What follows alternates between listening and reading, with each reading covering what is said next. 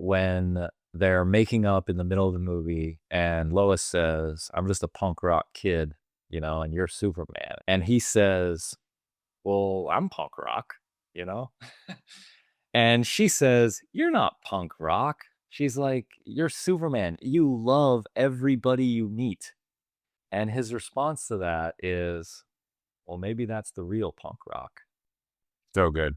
And in the theater, when I first saw the film for the very first time, I thought that that was just a little playful banter. I thought that that was like, oh, they're having their little scene, they're making up. But now that you've read into deep Greek mythology here, you know that every line means something. This was so unexpected. I did not expect that to come back at the end. And it really caught me off guard in like the best way because then the whole finale sequence of the film in the Fortress of Solitude is he puts on the video of his parents and it's in this kind of spherical shape and it's all around him. And now it's like almost like, he kind of sees the whole world differently. He's gone through his transformation. He shed all of his demons, and we didn't touch on the idea of like Jor-El in this movie is a little bit more like shady. Like we don't know what his Kryptonian parents are really up to, we don't know that yet. But there's this idea of like maybe there is some darkness in your past, maybe there are things that you need to work through and get over. And he does that over the course of this film. And he's conquered his demons. He's fought his own self, the dark reflection of himself, and he's fought himself and he's conquered that. He's ventured to the underworld. He's faced death. He's rescued the dog and he's defeated Hades. And finally, at the end, you get this 360 view of his parents. And the song is this Iggy Pop rock song and it says, "I'm a punk rocker, yes I am." Ah, that's brilliant. And the whole finale is this is punk rock Superman. This is a Superman who says it's cool to love people. It's cool to help people and to save people. That's not a big blue Boy Scout. That's actually cool to do that. And I thought to myself, we live in a world, where the Joker movie comes out and it makes $1 billion, the villains have become the heroes. The villains get their own movies now. Villains have become heroes in our modern day world. And I absolutely loved what James Gunn did because what does it mean to be punk rock? To be punk rock means you're going against the grain. You're going against the establishment, you know? Everything that everybody else is doing, nah, that's not me, right? I'm gonna do my own thing, right? I'm gonna do I'm gonna be the person I wanna be. And in our modern day world, what does that mean to be punk rock? It means to be a good person because that's becoming more rare, rarer and rarer in our modern day world. And that's why I always say that we need Superman. This is why I love this character so much. And James Gunn, his style, the way he framed that is to say, this is punk rock. And he ended with a rock song. And he actually goes into the credits with that guitar going. You don't get a, da da da da da da da da. No, no, no. You get I'm a punk rocker, yes I am. And we are just rocking into those credits. And I just absolutely love that. I mean, the whole ending bit, even on my first viewing, I was like, I might have had some stuff I liked and didn't like, but wow, I loved that ending. And I loved it even more the second time. And that's the start of the podcast. That's the clip. That's the start of the podcast. That was fucking Uh, beautiful. but that's my finale, though. Yeah, but it's your intro and your finale. It Uh, needs to be said twice. it needs to be said twice. Yeah, it's so good it needs to be Uh, said twice. That's so good, man. yeah. They don't chase clout, they just chase the lore. dig scenes that the mainstream ignores, where light fights dark in a fabled war. Yeah, the truth gets told when the movie's born. I'm the break in the flicker, the cut in the edit, the blade through the credits, a frame they embedded. Light in the distance, persistence poetic. The dark is a prison, I brighten with aesthetic. No stunt doubles, I tumble through trap fights. The script's in my soul, I control when my track spikes. Whisper in a reel, I reveal with the black light. The dark is a canvas that I carve with a flashlight. Call it a war cry, a cinematic spark, a puzzle in the shadows, a code of the art. It's Andrew and Greg and the legacy embarks. Our voices ignite and we light up the dark. So, Greg, what did you think of this little movie here that, we barely had any anticipation for? Well, I think we should stage the scene here in that we got to see this movie together in person in the theaters. So unlike being there or some of the other films that we've done, this is the first film that we've done that since our original A Complete Unknown. That's That was right. months ago. And now we got to go back to the theater. So this was a very fun experience. Got to go see it with you wearing your Superman shirt and with your lovely wife, Hazel. This is great. I finally got to meet her in person. So That's that was right. wonderful. Yeah. Yeah, it was great. It definitely added to the experience for sure. So I've seen it twice. I saw it on Tuesday, and then I saw it with you again Saturday. And so that second viewing helped a lot. Yeah, it made a big difference. Right. Because maybe explain that to the viewers here is that your first viewing, I think that you'd been really built up for this one. You were really and you went with Hazel the first time as well, right? So she's Yeah, seen it twice now. that's right. Yeah. And she liked it a lot more the second time. And so did I. That was really good. And not only did I enjoy it more just as a movie experience, but I started noticing things about the movie that were a little bit deeper and a little bit more interesting. And that's what I really want to talk to you about. That's what I'm interested in too, because I basically just had my first viewing where I had a popcorn viewing. I went in Right. going, the best Oh, viewing that yeah, I you could did. have, was You just got your going, big bucket of popcorn. I got a big fucking bucket of popcorn, and I loved it. No butter on it, but it was salty and it was great.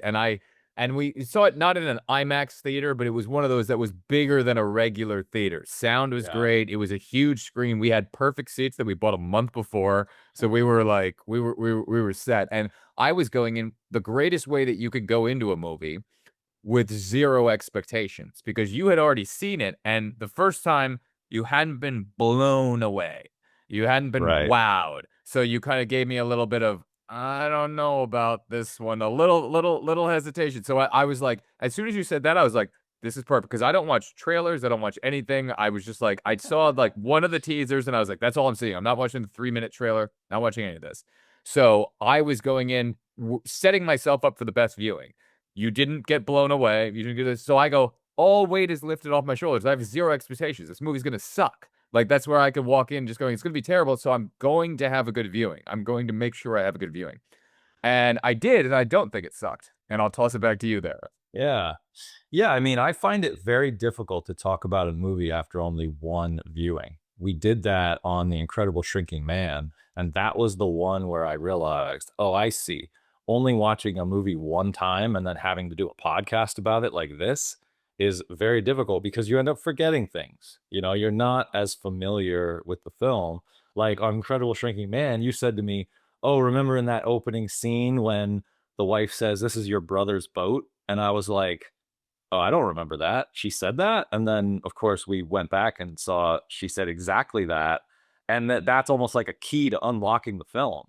And so that's a very important line that you really need to know. And I had just completely, it's the first scene of the movie. I turn it on, never seen it before. That line flies by. I'm not thinking that's important. And so going back and seeing a movie for a second time is, I find, absolutely necessary. And so when I was watching the movie this time, little things started jumping out at me because I knew where the movie was going. And so now little things are jumping out at me and I'm thinking, aha, I see. I'm starting to see, the method to the madness in here. I'm starting to see the structure. I'm starting to see the cohesiveness and the design, that grand design, that we love so much as filmmakers. I'm starting to notice that. I love that. I want to dive into that. But since you brought up Incredible Shrinking Man, we did get Aha. a new email here, and this specific email was from my mommy. We got an email from mom here who wrote into the podcast, and we do, at least as of now, read all of the emails that we get That's right. from into the podcast here at what is the email address again there, Andrew? lightupthedarkpodcast@gmail.com. So this is where we take your questions, we read your hate mail, whatever you are, send it in. Your love mail. In this one, I hope so. Send in your love. So this is from Julie. This is Now, Julie over there. I actually am on my other computer, so I actually do not have the login for the email. Let me get that. Okay, let me go into this. Yeah, and while you're doing that, can I just say, Yes. because this is a brand new movie too, that's the other thing that I found so difficult about it. That the first time I saw it, I'm just processing everything. So this is a brand new film, and it's like I said to you, there's no historical context, in terms of like we don't have 10 more years of other films to look back and help us to analyze this film. So it's very new, very fresh. And, obviously when a movie comes out in theaters, there's the immediate reaction. And, people are very reactionary. And that's interesting because a lot of times, something that I learned a long time ago is that the reactionary response of the time can very quickly fade away. And a few years down the road, it does not matter. Great example, Citizen Kane. Now, I'm not saying this Superman is Citizen Kane, but I'm using it as an example to say Citizen Kane came out and it got bad reviews. And people said this is not a good movie. And then, cut to 10 years later, and it's being called the greatest film ever made, and it's #1 on the Sight and Sound all-time top 10 list. 2001: A Space Odyssey, same thing. There's lots of movies like this that come out that people say, oh, we feel, this one way or another, and it doesn't necessarily matter actually. And this is why I like to watch movies multiple times, because I like to get more familiar with it. I like to really understand, what is this movie and what is this movie trying to accomplish? Let me kind of see this movie on its own terms, and not bring my own expectations, not just compare it to whatever's in my imagination. I need to actually understand the movie for what it is. And you specifically, with something like this, you almost need to get that first viewing out of the way because you have so much, I don't want to, it might be a bad term, but you have so much baggage. You have so much understanding of all of the films and the directors and the actors and everything that's been going on, through these past, 5, 6, 7 decades. Yeah. That you need to get that first viewing out of the way to go, okay, wait, I don't know what I really feel about this yet. What just happened? And then you go, all right, now I can have my first viewing, which is your second viewing. And I think that's kind of the way that you needed to go through this. That's a really good way to put it. The second viewing is almost like the first viewing. It's true. It's like the first viewing is just the initiation of like, okay, I saw it. I was actually, it's weird. I had this weird experience the first time I saw it where I almost wanted to fast forward through the movie. I almost was like, I can't even wait for the next 2 hours. Like, I have to know, like, what is this movie? And I'm sitting there and like the time is like crawling by because I'm anticipating it to that degree. Because then you're not enjoying it, though. You're not enjoying the film. Exactly. Yeah. I'm not. It's almost like I'm just so curious. I just want to know because, you said I'm anticipating this movie. Just like I talked about on the Man of Steel podcast about how I anticipated that movie for like 10 years prior. Same thing with this movie. They announced, okay, we're going to reboot Superman, announced the director, and then the cast announcements started rolling in. And of course, I'm fascinated by that. And I'm, looking up the actors and judging and saying, what do I think about these choices? And so, yeah, for me, it's under an absolute microscope. And so that's a very difficult way to come into a first viewing of a movie. I'll tell you, it does not lead to a nice, happy, relaxing first viewing. No. Where Yeah. was this might be a good thing to say before we go into the Julie thing. Where did you on your first viewing go, uh-oh, or where did you start to feel, I don't know if this is what I expected, or what am I seeing right now, or like have your first bit of what's going on? I don't know if I'm comfortable with this. Well, that felt more like when I watched the first trailer. That was a real shock because I'm like, okay, what are the images gonna look? What's the cinematography gonna look like? What's the tone? What's the style? We don't know yet. And then you see the first images, and it's like, oh, okay, that's what they're creating.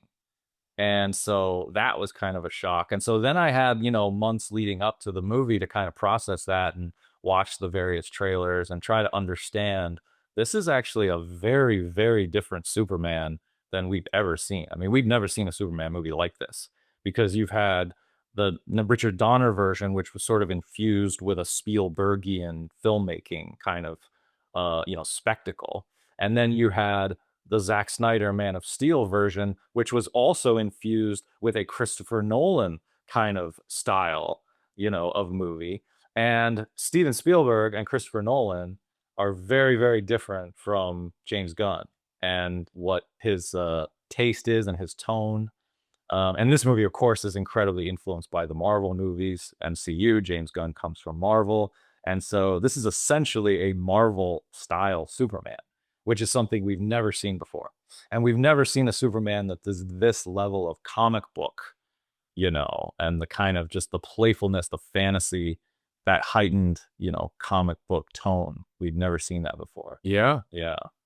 I don't think there was a point in the film where I had any kind of like, uh-oh kind of moment. And it was mixed. It was like, there were some moments I thought like, okay, that's weird. Like it's, it's just that discomfort of like, oh, I've never seen that in a Superman You're getting movie. Like, used to this. yeah. It's like putting on a new pair of shoes for the first time.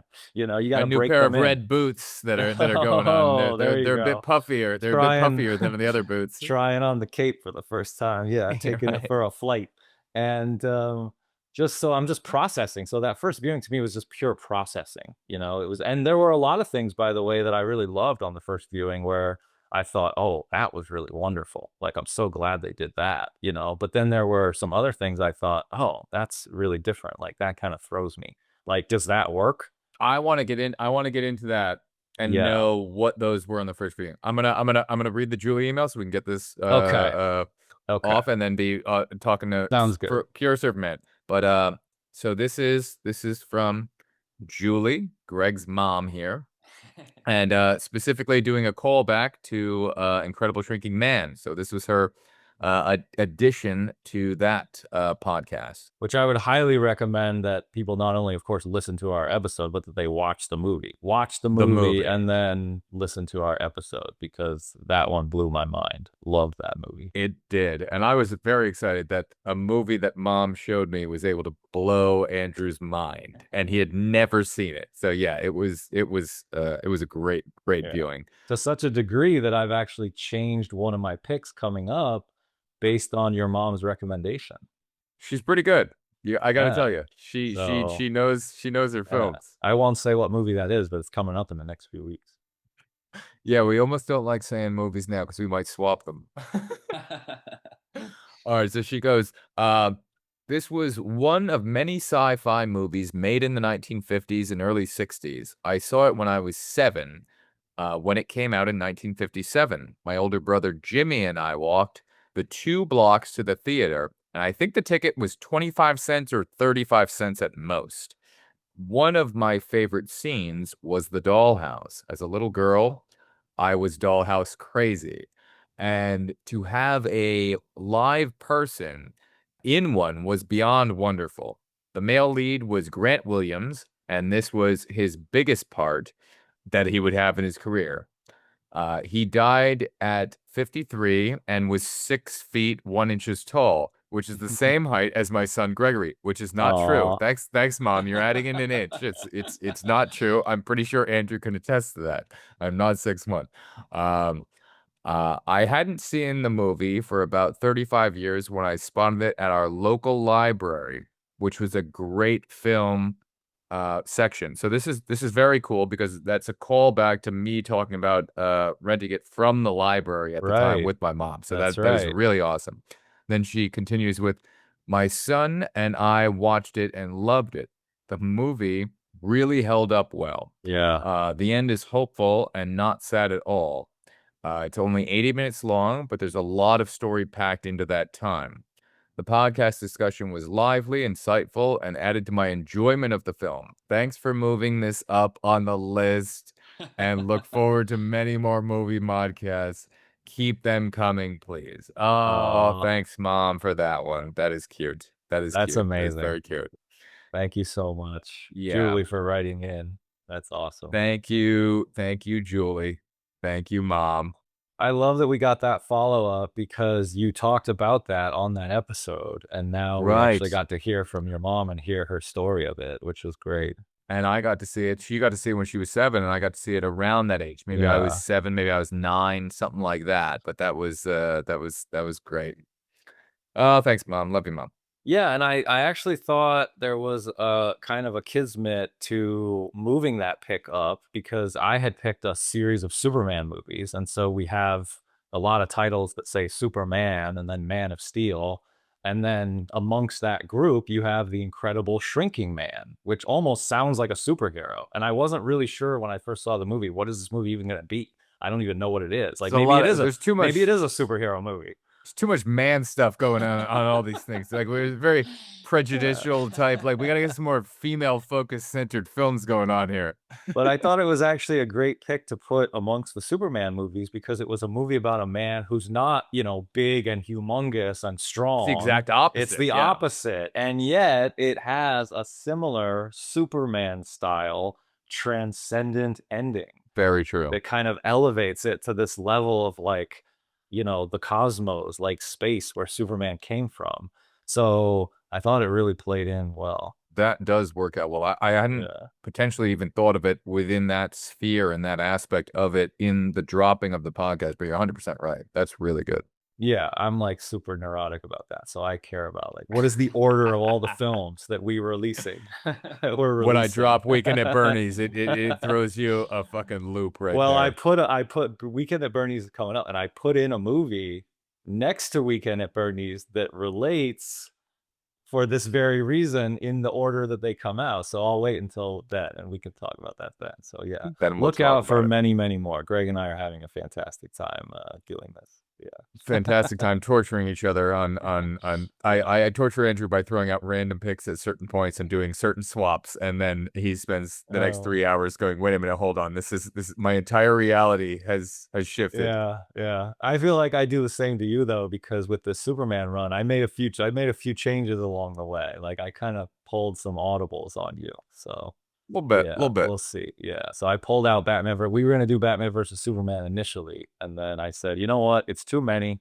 Let's do Man of Steel, and then well, first, of course, let's do the original Donner Superman. Then let's do Man of Steel. Then let's do this new Superman, and we can compare these versions. We don't need to do every single Superman movie, but we did all the main ones, the big ones. I still want that Batman Superman. I still want to see that coming Me up too. fairly coming up. soon. Not like, coming oh, up. let's put it a year and a half from now. Like during our little run, we could have another few in here, but let's get that one in there because that's Yeah. I'm excited For that. sure. For sure. Yeah.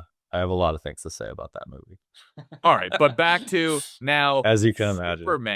Superman, which we're maybe at least when I'm saving the file, I'm unofficially calling it Superman 2025, or maybe you'd call it Superman 25. Who knows? But there has to be some sort of distinguishing factor between what Yeah. you'd call Yeah. the original Donner and this. And even though the original Donner, as you've pointed out many times, is Superman the movie. So, but Yeah. people forget that. So you can't just say Superman because or unless does this become a thing where people start actually calling the Donner Superman the movie because now there's another movie just called Superman? Does it force them to say Superman the movie? Maybe. Some people say Richard Donner Superman. Some people say the Christopher Reeve Superman. Some people say Superman 78.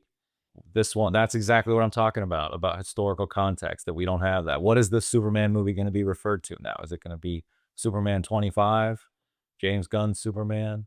Superman with the dog? Like, is that what's Right. going to be this one's going on? The one with the This is the dog. one with the dog. Exactly. So we don't know, but yeah, the title of the movie was just Superman. And let me tell you, actually, this is part of why my first viewing it threw me off because the original title of this film was Superman Legacy. So it had a colon and a subtitle. And I thought, okay, sounds like a fine title for a Superman movie.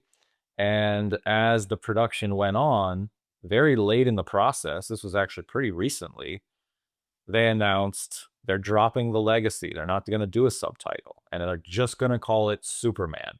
Because I think they really wanted like a fresh start. You know, this is a big Right. deal for Warner Brothers and for DC. This is like the Zack Snyder universe didn't 100% hit with people. It wasn't as popular as they would have wanted. Of course, they have their passionate fans.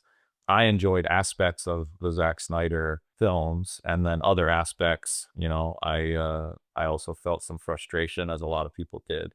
So I thought it was a mixed bag, but I would have liked to see it finish, to be honest with you. I mean, I think it got to a point because they went all the way through the Zack Snyder cut of Justice League. I mean, the fact that that actually saw the light of day and got released, to me, it got to a point there where I thought, well, gee, you might as well just finish it now. Right. You know, but that was too late. It was like, you know, it was already over at that point. And even though that Justice League movie, the Zack Snyder version, was more of a part one, it doesn't matter because Warner Brothers made the decision and they are going to cancel. It's like having a TV show that gets canceled, you know, on a cliffhanger finale, and there's no season 2, you know, and so you just have to live with that. And, you know, maybe in 20 years, maybe somehow history will come around and maybe Zack Snyder and Henry Cavill will come back and they'll do their conclusion. But as of right now, Maybe we Netflix all will finally make Mind Reader season 3. Can we please get that going? Can we start a hashtag over here to Yeah. finally get that going? But as of But now, we have I know to, what you mean. Yeah, we all have to accept that, move on, and we have a brand new Superman. And so they really wanted a fresh start. So they announced we're just calling it Superman. And so I think for me, that led me to believe, oh, I see. So it's going to be a very Superman centric film.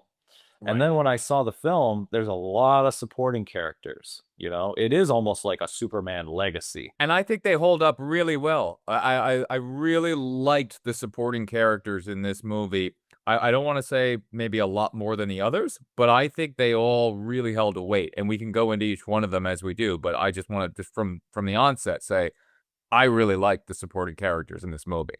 Yeah. It felt like a movie too, to me. I said to Hazel when I got out of the theater, I said, I feel like I just saw the sequel. You know, where was the first one?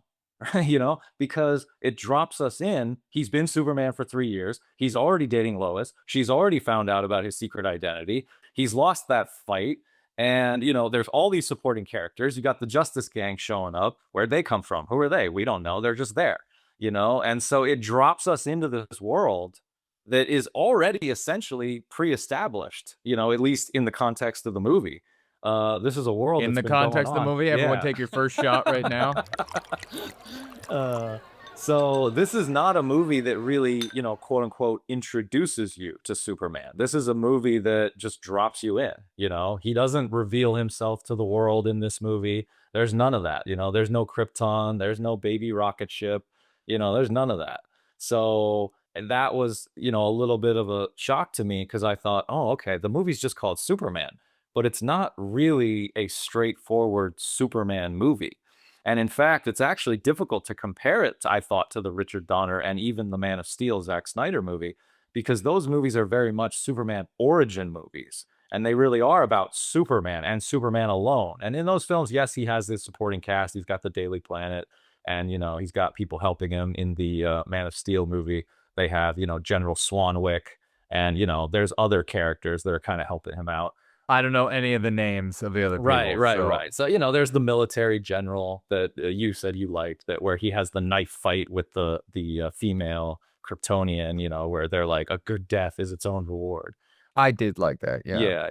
So, you know, there are supporting characters in other Superman movies, but it's very much focused on Superman. And here you have this large world where there's already monsters. There's this kaiju creature that starts out as like a little baby, and then it grows up into this giant monster. And like, how does that creature exist? What is that? We don't know. We don't know any of this. We're just dropped in.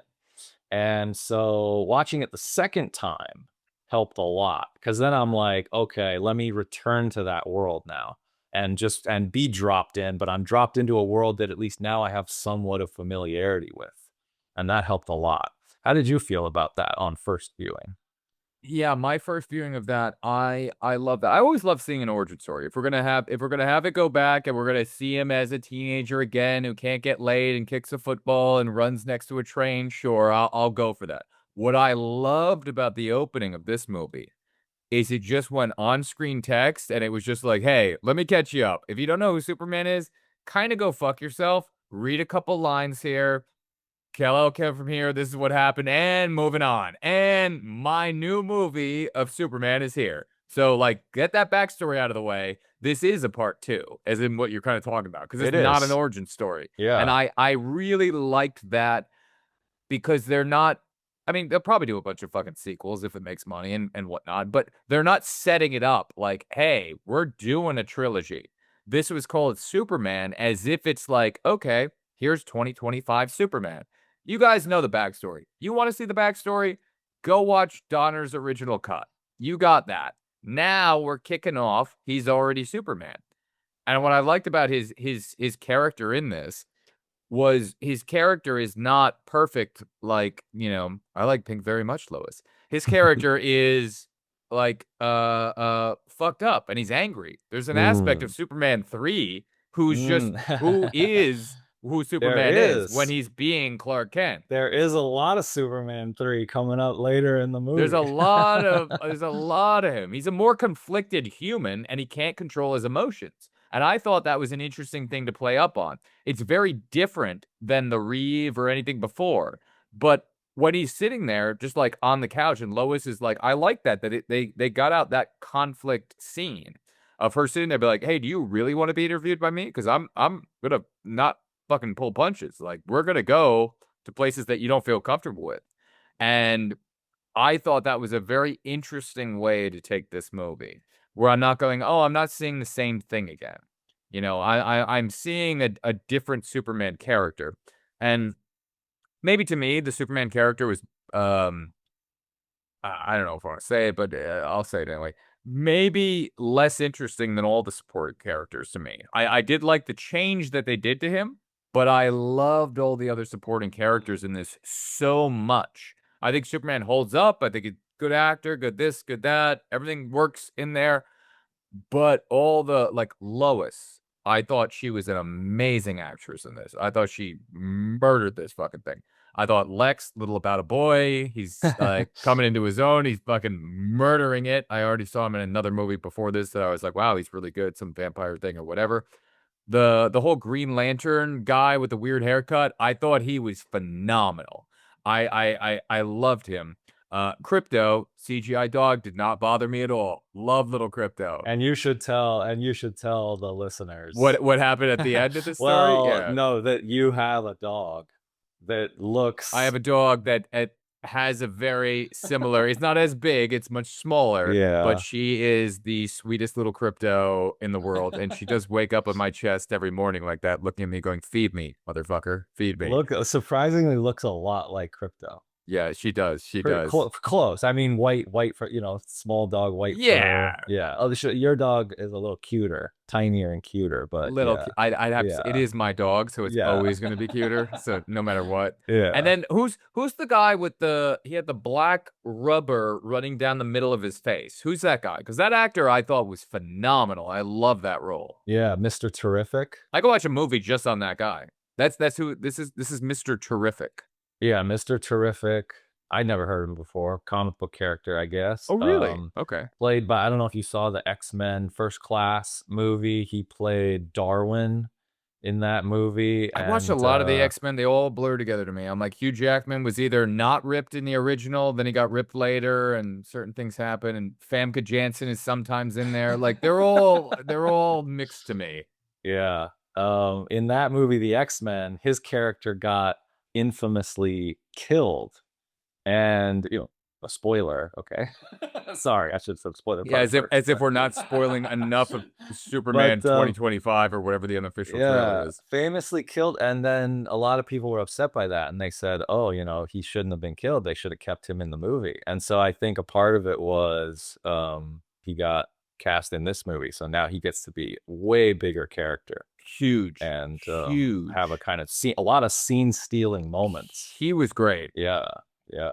Now this is the Guardians of the Galaxy director, right? Yes. Got it. So he's used to that ensemble type thing, and Yeah. the only thing about Guardians of the Galaxy, first of all, love the music, loved all the stuff they were doing, and I'm not a huge fan of those and whatever. But when I saw them out of my periphery, I was like, oh wow, these films are super unique. I really like these. And I'm not, as you know, you've been dragging me through the mud of making me a superhero person and getting me through the lore. So I'm getting more into it. But when I saw Guardians of the Galaxy, I think it came out 2014, whatever the fuck, but I might have not seen it till like 2015, 2016 or something like that. And, the opening shot or one of the opening shots that I remember is like a spaceship, and now we're hearing like 80s music or something going on. I was like, oh, wow. I think I might have gotten into it because of the soundtrack, because I love like Yeah. 80s music, 70s music, all that type of stuff. And I was like, oh, this is really cool. And Chris Pratt, I remember being like good in it and this and that. And there are those jokey elements that they put in here. And he did that a few times, within this. But I think he did temper it to a certain degree. Besides the parents Mm. who were, they had mental deficiencies in this movie. Like that's when they cut to that, I was like, this is kind of missing the mark. The mom is way too, what Yeah. is this, a telephone? What's happening? And I was just like, to me, that was too different than what I knew Clark's, parents to be. These grounded people. And now I'm just like, all right, well, now we're just in the Bugs Bunny cartoon. I'm just like, this is like the jokiest version of a mom ever. And I was like, you could kind of do that, but you're doing it to Clark's mom. You know what I mean? To his Earth mom. Yeah. And I was just like, okay. Those jokes weren't hitting for me. Okay. In the way that Yeah. still a great actress. I thought she did that performance well. I just didn't love the choice, is what I'm gonna Right, say. right, yeah. Yeah, we saw it together in the theater, and we were sitting next to each other, and so the first, like, 20 minutes of the movie, you kept, like, elbowing me, and you were really into it. You're like, "Oh, the music, the John Williams music," and there were some fun, cool moments at the beginning, and I could tell, and I think you actually leaned over to me at one point, and you said, "I'm really into this?" Oh, And I then was, yeah, yeah. and then I remember those parents came on screen, and I heard, like, a like a little, Yeah, like, I was "Whoa," not having that. like, "What's going on here?" So, see, this is what I mean, it's like the first time you see a movie like that, you're really processing, and you're like, Right. what's going on here?" I can tell you the second time around, I felt like, once you get to the middle of the movie and he returns to his parents' house and you get a little more heart, I think it plays better. I'd probably agree with that. And I think Yeah. if I do a second viewing of this, now knowing that this is not gonna be Diane Lane, you know what I mean? I Right. know, okay, wait a Very minute, we're different. gonna this mother character is now going to be technologically, uh, Yeah. not in touch at all, and we're gonna be making jokes. If I hadn't, that's the problem. If I hadn't seen and been built up to know the originals or whatever, I might have just, gone into that scene. But I think he's setting you up at the beginning of the movie to go, I know you guys all know the earlier films. Like, that's why he Yeah. breezes it over, as in, he doesn't do a Star Wars crawl to go, like episode 4, this is what's going on. But it kind of does that. It doesn't scroll, but it's going, hey, you got the backstory, moving on. So when you do a big change like that, and you're like, oh, okay, it looks like Superman's parents, at least from that sequence as they're given to them, it looks like they taught him nothing on planet Earth. It looks like they're just bumbling morons. They're Mr. Magoo, and how does he know anything? So sorry for the rant on that one, but When we were watching Man of Steel, Hazel kept saying to me, "Why is Superman's mom so sexy?" Like, she calls it, like, "sexy, Martha." we have the same taste in women then. And then, of course, Kevin Costner. I mean, so you're talking about, like, in the other versions, we've seen these kind of strapping parents that, Jonathan is usually this kind of farmer, and he's like the all-American man. And, yeah, this was a very different version. But this wasn't just about them looking good. It was his mother in this movie is retarded. Like, I mean, that's The just thing- that's the way they're she's comic relief with the phone. retardation. Yeah, because it's Yeah, with yeah, the yeah. phone, like not really Right, knowing how to right. use a phone, and yeah, Right. I mean, we're obviously trying to make with the director's trying to make a joke with that scene. They're trying to give Yeah. audience relief during that to go, ha ha, parents are out of touch, they don't get it. That's the whole joke of that sequence is that. I just think it doesn't hit as perfect as you might be trying to go for. There's Yeah. a better way to kind of do that joke. Anyway, but I want to hear what you The have to say. thing Sorry. that threw me with the parents was I've never seen a version of Superman's parents that have Southern accents. Never seen that before. They had very thick accents, right? As if they're from the South, you know? It's like Tennessee or Mississippi or something You're right, like but that, shouldn't right? shouldn't they? Shouldn't they? That is Well, accurate, right? Superman is meant to be from Kansas. And in all the Oh. other versions of Superman, all the parents just speak in a, traditional American accent. Right. And I didn't think that people in Kansas had a Southern accent like that was that thick. Well, not from the Wizard of Oz, so Yeah. So that really threw me. So I kind of, again, it's the processing experience of like, okay, wait a minute, the parents they look different, they act different, and they sound different. So everything about the parents was different. So did you Google it? Like, I mean, are we gonna get hate mail from people from Kansas going, "We don't have accents, you Yankee fuck"? You know what? There you go. Inspire people to write it. People from Kansas, tell us, is this accurate? Because I'm sure they probably James Gunn and them probably did some research and they know no, they either do or don't, or we did it right. Yeah. So somebody needs to tell us about that. Right in. I just went to Mississippi to screen my short film at a film festival. And Well, there's some accents there, yeah. there were very thick accents in Mississippi. And so this, like, it made me think of that. And that's why I was like, I don't think that Kansas is like that. This episode is brought to you by Dusty's Towing and Recovery, proudly serving the greater Pawnee County of Nebraska and the 2 paved roads that run through it.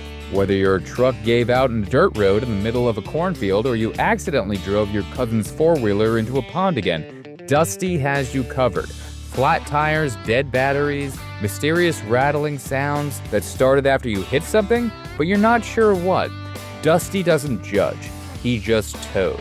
And if you mention promo code Greg and Andrew, that's GREGANDANDREW. Now, just putting this out there, he should have done it the other way. The name of our podcast is Andrew and Greg. I told him that, but just so everyone knows, specifically the promo code, if you're in the Pawnee County area of Nebraska, just know that it's not the name of our podcast. It's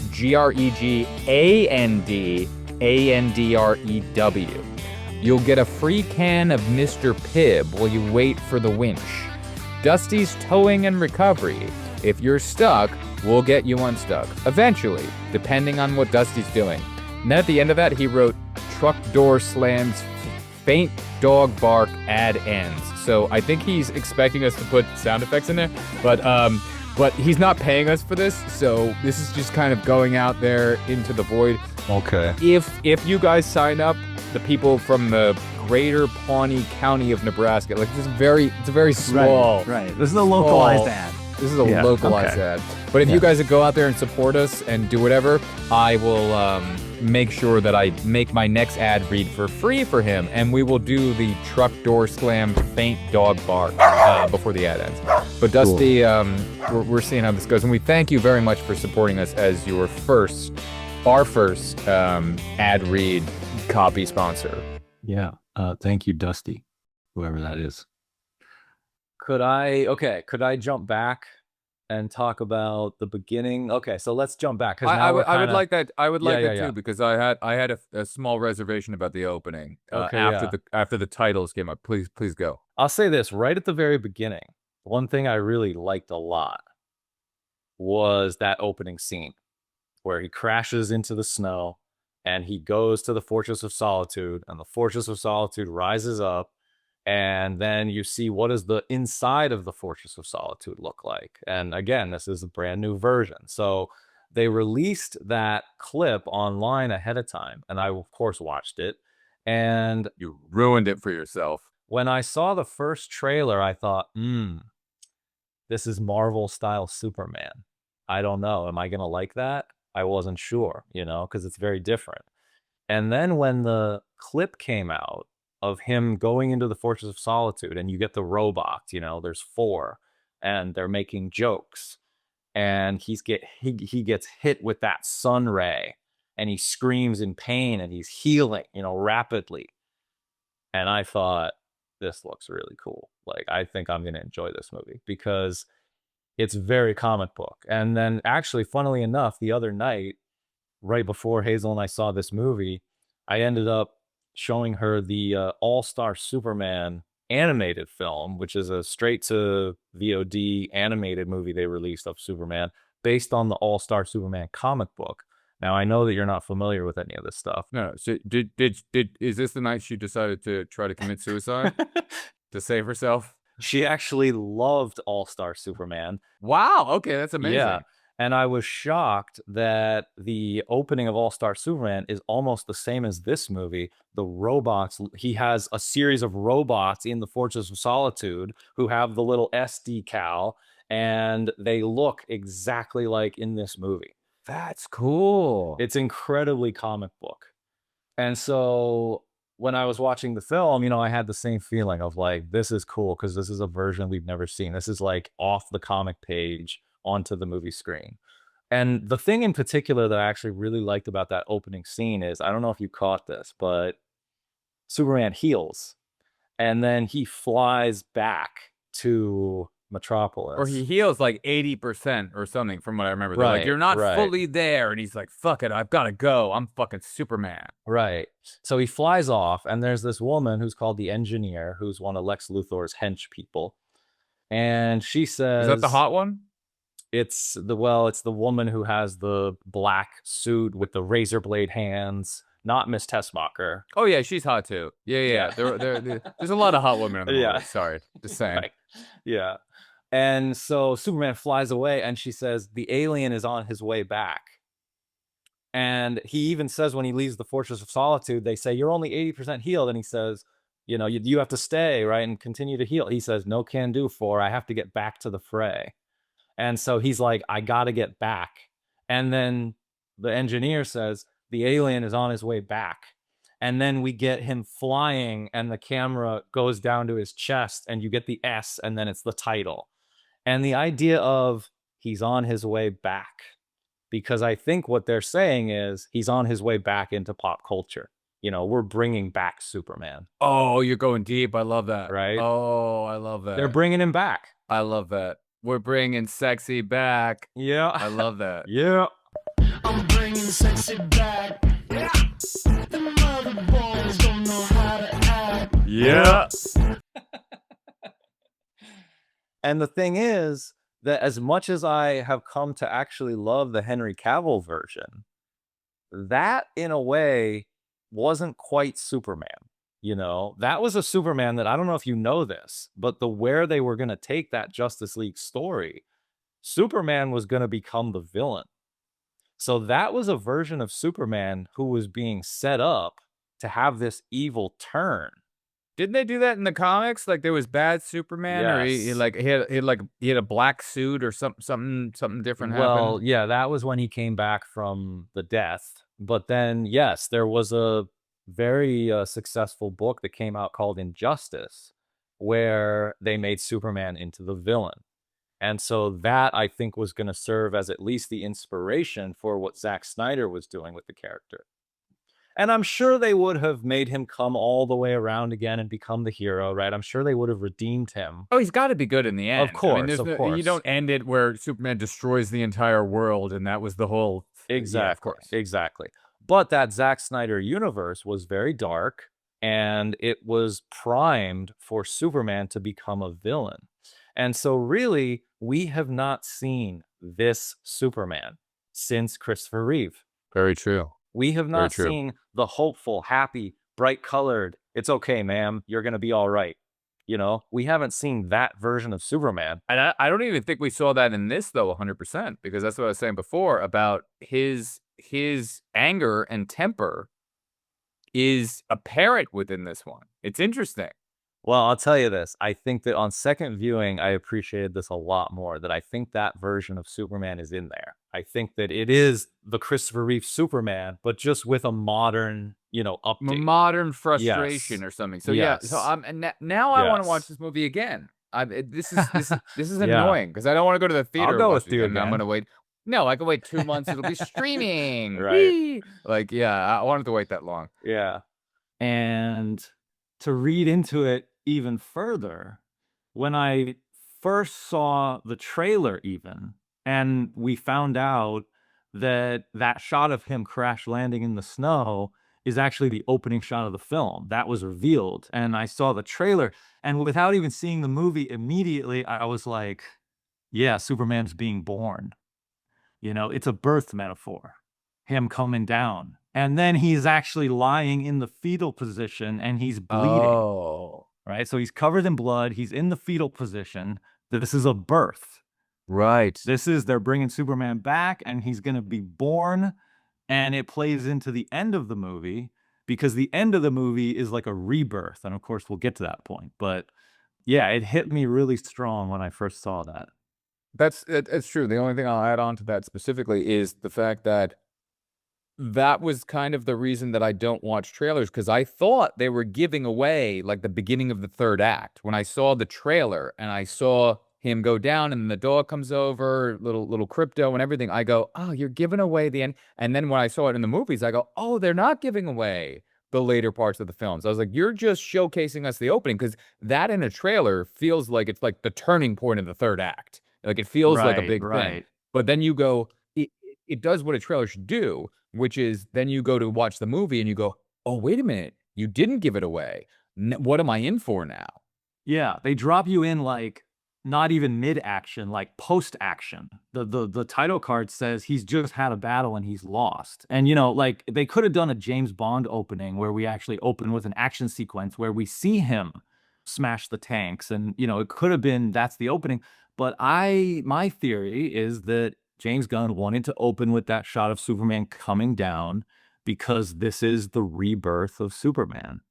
That's great, and it's bringing you at the lowest part. It's kind of doing what the Indy 4 thing was, where he's in the trunk of the car and they take him out and they throw him on the ground. You're seeing at the lowest point. Yeah, and it's the idea that in our pop culture, the Superman character has been beaten up. And Okay. the Superman There he is. as a pop culture symbol is bloody and beaten. There he is. And because There he's he not is. his full Superman. Like maybe we don't think of Superman the way we used to. And so this movie is saying we're going to bring that back. We're bringing sexy back. Yeah. And then the very next thing that happens is Krypto comes and saves him. And I realize Krypto is like his spirit animal. And he goes down to the pocket dimension. He goes down to the pocket dimension not to rescue Krypto, but to rescue himself. Because he and Krypto are a mirror of each other. Krypto is his spirit animal because Krypto is unruly, right? And you said this is a version of Superman who's angry. He's like a little bit out of control. Krypto is out of control. So him and the dog, they mirror each other. Krypto is like his soul. It's his spirit. And so he goes down to the underworld, to the world of the dead, to rescue Krypto, because that's like rescuing himself. It's like rescuing his own soul. But so wait, so on your second viewing, because I like the difference between your first and second viewing. On your second viewing, you picked up on that more. I picked up on that, and I picked up on a lot more than that I'll get into. Okay, let's go. Let's let Andrew go. Let's let Andrew go. I want to go deep because I could talk about the robots at the beginning. Yeah. It was my first thing where I went, oh, this is a little weird to me. I was like, my Fortress of Solitude is not weird robots. But Okay. now you're giving me a little bit more context going, hey, which I saw the rest of it. I get it. They're doing more. They're going back to the original like comic book type stuff. So if you're saying there's robots in the comic book, I go, okay, fine. You're going back to origin. You're doing the origin without doing the origin. Right. I just realized too, Superman crashes into the Earth. His ship also crash lands. So it is almost like a proto origin where, he crashes to Earth at the beginning, not in a ship, but just by himself. Right. So there's that. Like you're just going, we get that super fans are gonna get certain things about this, and we're putting that in there, and everyone else can follow along. It's the Z Channel thing that I always loved about Jerry Harvey, which is going appeal to the highest intellectual part of the audience, and everyone else will follow along. And I think that's the way that they kind of approach this film, going, "Hey, we're gonna go back to the comic book fans, and yeah, we're not gonna do the same Christopher Reeve original origin, this and that. We're gonna take into consideration that you get those aspects, and we're going to tell this story, and we're just gonna do it straight through, and everyone else will just follow along. You're just gonna deal Yeah. with it." Because most kids who Yeah. are 17 or 25 today, they haven't watched the original Superman and know the difference between the Donner cut of part 2 versus the fucking like, they're making this movie, it seems like they're making this movie for the fans of the entirety of the feeling of Superman. Like, they're kind of making it for those people. Well, I think the reason why it works and why James Gunn took this approach is because we've had the Avengers movies. You know, we've had the whole Marvel universe. And we've seen Thanos on another planet raining fire onto 40 Avengers characters from, 35 other movies. So, I mean, we're so used to comic book movies now. You don't have to introduce Superman. You don't have to say, guess what, everybody, meet Superman. We already have met Superman. We know who Superman is, right? And I think that this movie, though, especially on second viewing, I thought it actually does a very good job of somehow striking that balance where it throws you into this pre-established world, and yet it knows that it's a first film. And so the scenes operate as introduction scenes. The movie's still introducing you to all the pieces, but it's doing it in a way where we're almost like fast forwarding and we're doing two things at once. We're giving you the steak, but we're also giving you the appetizer simultaneously. It's a very good way of putting it. Yeah. That opening scene with Lois too also threw me as well. That, he's very emotional, he's frustrated, he's getting very impatient It's a different and Superman, right? very different. Yeah, very different. But then that's the Clark side, right? That's the human side. That's his quote unquote real self. That's just regular guy version. Right. Because he's not Superman. He's not wearing his costume. He's not on a rooftop. He's not trying to impress her. That they're already dating. Right, we get to see what I wanted to see in Superman 3 before it went its way. I wanted to go, "Hey, don't erase her mind. What happens when Superman or Clark decides to date Lois? Let's see the turmoil. Let's see what really happens here." And that scene explores that, which I thought could be an interesting thing to do if you didn't erase her mind at the end of Superman 2. You could get down to the, "Hey, she's still got a job, and you're still a really good story. And do you want to sit here in my therapist chair? And do we want to go here? Are you ready for this?" Like, that was an interesting sequence that they decided to put within there. Yeah. The second time I saw it, I really understood it. I felt like what's happening in that scene is that he's not really meant to be Superman. She's calling him Superman. She's saying, you're the one being interviewed, Superman, but he's just wearing a regular shirt. He just got off of work from the Daily Planet. He's just Clark. So that scene is actually about their relationship. It's not about the war. It's not about his actions in Jarhanpur or whatever. It's about their relationship. It's about me and you. Where do we stand? Where is our relationship? It's on the night of their anniversary. He was trying to Yep. make dinner for her, right? And what I realized on the second viewing is she's actually mad at him. She's already mad at him before that scene even starts. Do you know why she's mad at him? Because at the Daily Planet, Clark Kent comes in and says, "Oh, I got a good interview with Superman after the battle."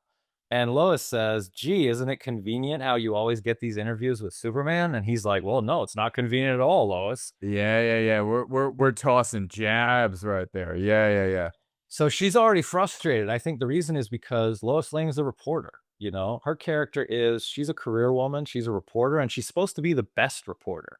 She's the Daily Planet's top reporter, and she sees herself that way. So she's an incredibly smart, incredibly driven woman. And she's frustrated that Clark is essentially cheating. He's advancing his own career, by cheating and interviewing himself, which, by the way, she says that's pretty unethical, to ask your own self questions. It's very unethical because you're gonna give your best fucking answer. Oh, Superman told me he's the greatest person, and here's why. Right. So I think that she was actually a little bit jealous or a little bit, resentful, and she's mad at him. And so she's coming into that interview, and that's actually what that scene is about. It's about, I'm not sure if I want to date you, actually. That's what the scene is really about, right? And they almost break up at the end of the scene. That's that's the subtext. Yes. My wife said, I said that to my wife, by the way, Hazel, who, has had strong opinions on all the other Superman movies. So on this one, particularly when it comes to the Superman Lois relationship, okay? Now wait, this is an important point. Did you ask her or have this conversation with her after her first viewing or second viewing? 'Cause No, is an important point. this was just today. So this was after 2 viewings. Okay. And so I after two pitched that viewings. to her. I said, "Hey, I think Lois was mad at Superman. I think she was kind of jealous and resentful, And Hazel said, "Yeah, because Clark comes into the Daily Planet and basically encroaches on Lois's territory. I mean, Lois is the Daily Planet reporter. Clark is Superman. The Daily Planet, that's like his secondary thing. That's like not that important to him. But he's taking the interviews away. He's stealing that career success, in Lois's home turf. And that speaks to something you said as well in the other viewings of the other Superman movies. You said, I think that Clark goes to work at the Daily Planet because of Lois. Yeah. He doesn't even seem to actually want to be a reporter that much. He doesn't seem to want to be doing that, but she's looking at that going, you don't even want to do this. You don't care about this. And you're phoning this in and you're here and just stealing the thunder from me and you don't give a fuck. And Yeah. you're not actually being a real reporter because I'm going to ask you the real questions. That's what that scene becomes. That's right. That's right. And she comes in and holds his feet to the fire and basically says, Yeah. this is what being a reporter actually means. Yeah. Is this like You're going to answer the tough fucking questions, motherfucker. Yeah. And it was really funny because And you have to say she's a great actress in that scene. We're gonna go back to Hazel in a second. But you have to say she's an amazing actress in that scene. yeah, the performances are all I mean, that was something that, in this very, bubblegum Marvel style movie, I mean, all the actors were phenomenal. Within the context of the film, drink for the second time, everybody. So All right, back to Hazel. Back to Hazel. I want to hear this. So Hazel produced my short film. So I directed it, she produced it, and so we worked together, husband and wife working together, on a film. And she inspired you to make it. She inspired me to make it, but then I will tell you, during the production of the movie, we were laughing to each other because we said that argument is almost like exactly like what we have gone through. So she sat you down like Lois and was like, hey, Superman, you're fucking get your shit together. It's the frustration of when a couple is also working in a professional environment together. And now you have this difficult sort of fractured idea of like, there's the professional me and there's the personal me. And they're, as George Costanza in Seinfeld says, worlds are colliding. Worlds are colliding, Jerry. I mean, right. I agree with that because my whole theory, at least in the context of the other films, drink number 3, was that Superman was only going to work at the Daily Planet to get Lois. Now that he's got Lois, there's no reason for you to be at the Daily Planet. Get the fuck out. Just go be Superman. Save cats and trees. Go save people falling out of buildings. Go do this. If you're going to be here, you're just stealing Lois's thunder. Lois is, like you've said, she's the #1 reporter at the Daily Planet. Why are you still here, Clark? Making up stories about interviews that you've done with Superman to fucking keep him at the highest echelon of whatever. Go do something else. Don't be here anymore. Yeah, so that scene, while perhaps being a little bit unusual for a, quote unquote Superman scene, it was very relatable and I related to it. And what it made me realize is this movie is about their relationship. This is actually, it's a big relationship movie. And that's a huge arc because it starts and they're dating and then they kind of have a breakup and they go through problems in the middle of the movie. And then, of course, spoiler, by the end of the film, their relationship is healed.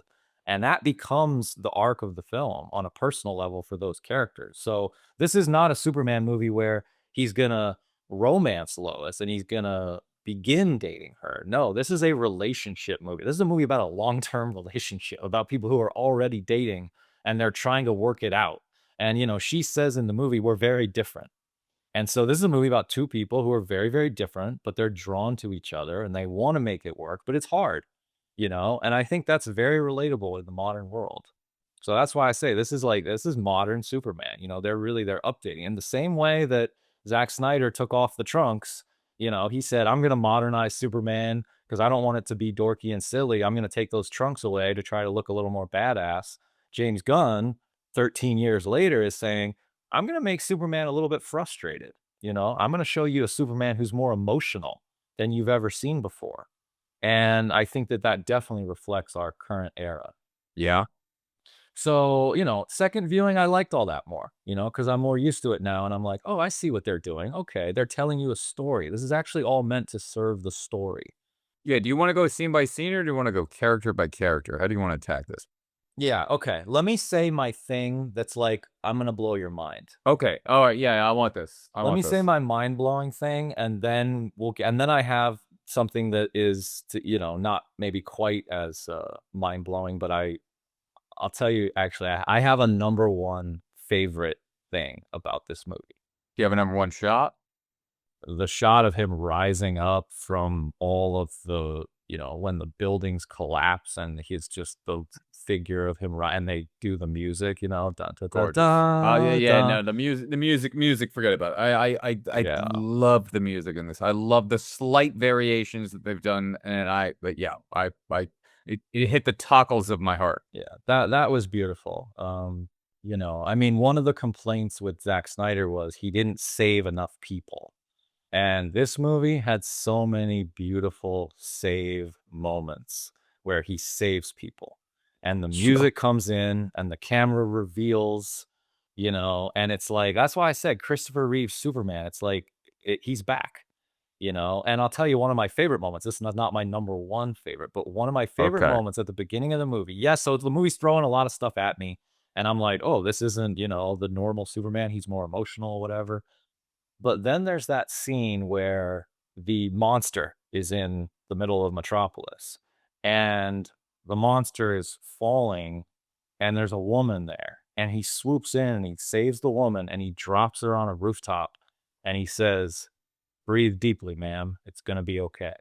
That was your Christopher Reeve. I was like, oh my God, it's Chris Reeve. He's back. I was like, it's Superman. I'm like, that's Superman.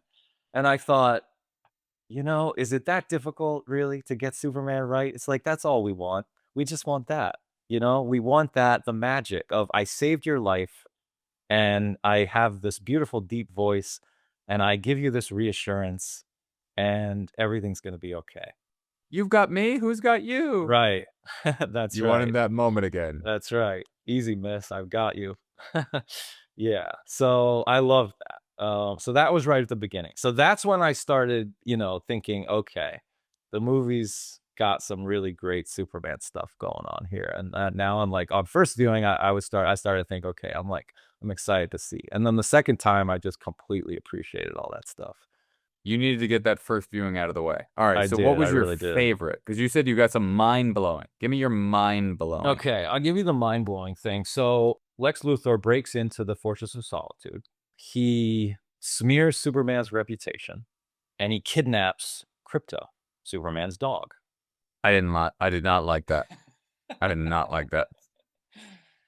And Superman has this great scene with Lois where they start to then bring the relationship back and start to heal. And, he's kind of defeated and there's the crazy monster out the window, but the scene itself is very heartfelt and really beautiful. And he says, I'm going to turn myself in, because I have to find Krypto because I care about this dog, even though he's not a very good dog. It's a great dog. It's a great dog. Amazing dog. And I'll get back to that scene. By the way, that scene has to do with my absolute favorite element of the movie because also in that scene they have this little dialogue about, Lois says, I was just a punk rock kid and you're Superman, and that's why I don't know if this relationship can work. And so I'll get back to that because that's my favorite thing about the movie, but I'll get back to that. Okay.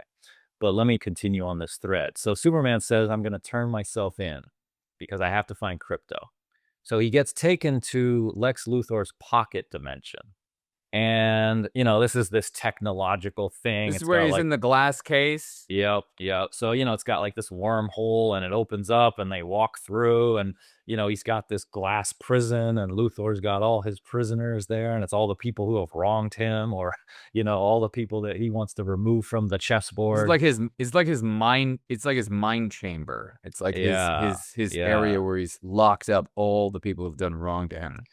And the way they travel in this pocket dimension is on this floating platform. And the floating platform is controlled by this kind of demon creature. It's sort of a faceless, sort of inhuman looking thing that pushes a lever and the platform floats through the air, right? Okay. So I noticed that and I thought, oh, that's interesting. It's kind of got this like demon creature. And yeah, and this is where Luthor, he kills somebody down there, right? He tries to kind of torture Superman and get information out of them, and he tries to kill people that Superman cares about. Superman cares about everybody, but he grabs somebody who once helped Superman, and he actually ends up killing that guy, which was very shocking. That's what you're talking about with the 6-shooter and he's playing Yeah. Russian roulette or whatnot. Yeah, exactly. And so there's death and there's murder and there's something that's quite horrific that happened down here in this place. Then, of course, Lois Lane goes to the Justice Gang, to your favorite characters, and says, hey, you got to help Superman get out of, wherever he's being trapped. These are the Green Lantern people, right? These are Yes, the people with the exactly. circle with the 2 lines or whatever. I thought that was cool because I only know them from Purview. But I like the fact of the colliding worlds here. The worlds colliding, Jerry, but in a good way. I kind of like Yeah. that.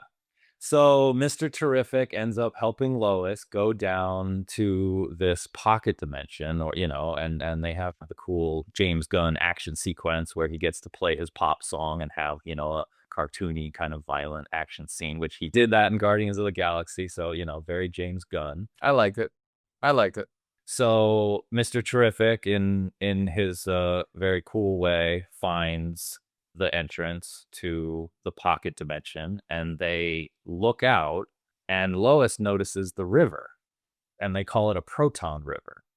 And she says like something like, oh, what are we just gonna, jump down there, or can you fly us down there or whatever? And Mr. Terrific is like, no, like we can't go in there. He's like, that you can't touch that river. That'll destroy you. It's a proton river. Like, you don't understand how dangerous this world is in here, right? This pocket dimension. Okay. And on the second viewing, I did not notice anything on the first viewing. This is why I love watching movies for a second time. I spaced all of this out. What you're talking about, Yeah. about all of that. I'm like, okay, kind of. This makes sense, but So on second viewing, they talk about the river, and I thought, well, gee, it reminds me of the river Styx in the underworld. Okay, because in Greek mythology, you have the underworld, which is ruled over by Hades. And there's a river in the underworld called the River Styx. And the River Styx is poisonous, and you can't go in it. And I'm watching the movie, I'm thinking, this sure reminds me of the underworld in Greek mythology, And it has that demon creature on the floating platform who pulls the lever. that's in this thing you're talking about, the underworld as well? Yeah. Oh, you're going deep. You're going deep, Andrew, on this one. I love this. So in the underworld, you have a character called Charon, who is a grim figure who ferries souls across the river Styx on a boat. And he uses a long oar. And when I saw that character on that floating platform, I thought, well, that's the boat in the underworld. And, I'm watching the movie and I'm thinking like, okay, I don't know if it means anything, but, whatever, watching the movie, having fun. Okay. super fun movie, lots of color, lots of action, lots of excitement, right? The movie goes on. Of course, they escape and there's a whole action sequence. And then we go into, the big finale of the movie. And as we're getting closer to the end of the movie, something happened that really jumped out at me. Okay. This is after Eve, Miss Tessmacher, after she sends all the selfies to Jimmy, and they're starting to piece together that Lex is probably evil. All right. Probably. He's Yeah. probably evil. Yeah. Probably, yeah. There's one line of dialogue spoken by Lombard, who's the sports writer who works at the Daily Planet. Lombard is on the phone and he says, "Put Persephone on the phone." And the camera dollies over to the board that has all of Eve Tessmacher's pictures that she sent using her phone. Okay. Now he uses the name Persephone. And that jumped out at me in the theater because I thought, Persephone. What Greek mythology deep are you going to on this one?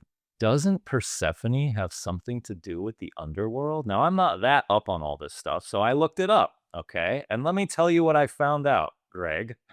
Okay. You tell me. I can't wait. You ready for this? Okay, here we go. Persephone was the wife of Hades.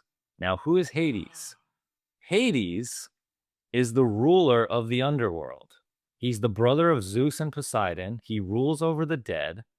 And it says here he's often associated with wealth because of the riches that come from the underworld.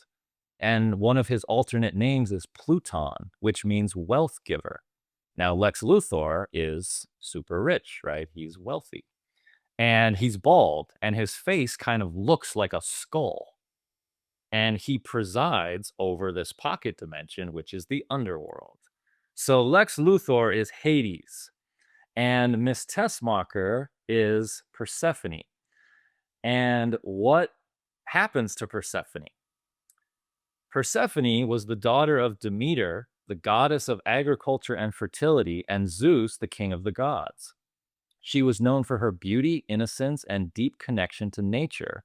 Flowers bloomed where she walked, and she spent her days gathering blossoms in meadows with nymphs. One day, while picking flowers, the earth suddenly split open. Does that remind Wait, you? The splitting open. Okay. Okay. All right, I'm in. Keep going. And Hades, the god of the underworld, emerged in his chariot. Struck by her beauty, he abducted her, taking her down into his shadowy kingdom to be his queen.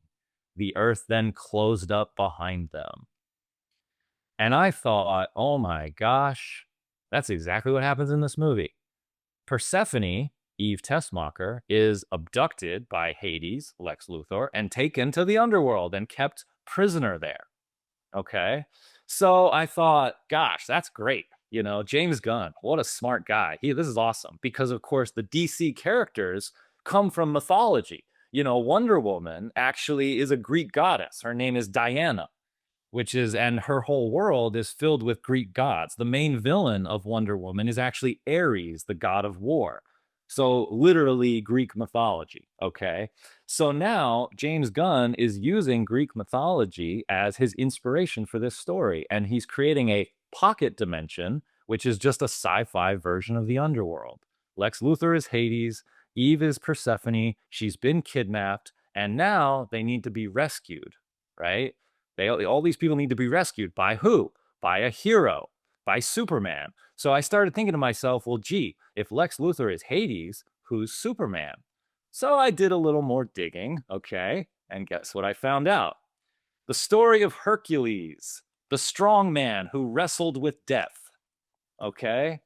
Hercules, who, by the way, was half god, half man, much like a certain last son of Krypton, Hercules, as part of his 12 labors, was tasked with descending into the underworld to retrieve Cerberus, the three-headed guard dog of Hades. So Hercules literally goes to the underworld to save a dog. And this is why we have a podcast. Okay. So Wow. Ladies and gentlemen, he's in the building.